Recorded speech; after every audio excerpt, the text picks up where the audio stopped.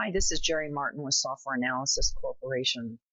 Today we're going to talk about how to assign specific activity and expense codes to slips. For example, when I have a matter that is an electronic billing matter, my timekeepers are only allowed to pick A codes or E codes on their time slips.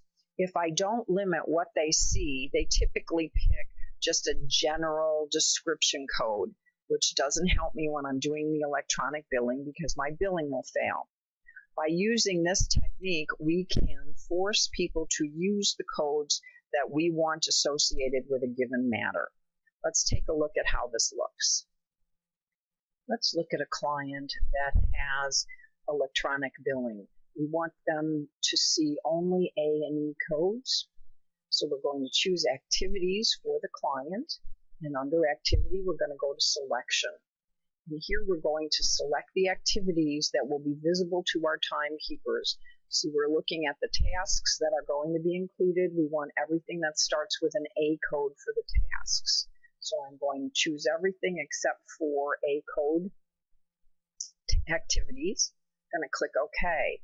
But I also want to get tasks in or expenses in here as well. So I'm going to add a supplemental filter, an E code.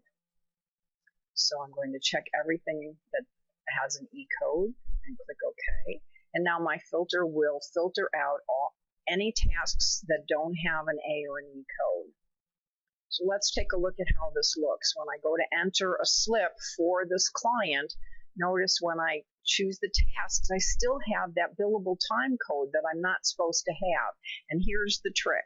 I'm going to right mouse click and I'm going to say to use only my tasks.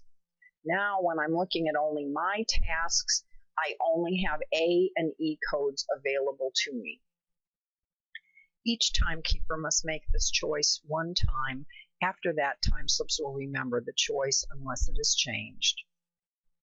So I'm going to go ahead and I'm going to pick an A code that works here and draft and review. And I'm going to finish my description, my time, and go ahead and save it. Now, when I go to enter time to another matter, let's say I use ABC, who does not have this selection criteria set up, I still have all codes available to me. So if I haven't set the override in the actual matter, all codes will be available to me. Now you might want to set up templates in your system that allow you to have different codes automatically for clients that are electronic billing and clients who are not, so that every client has a set of codes selected at the time you create the client. So let's take a look at ABC. What we're going to do is we're going to have them see only non-electronic billing codes. So again, I choose tasks that don't have A codes, and I click OK.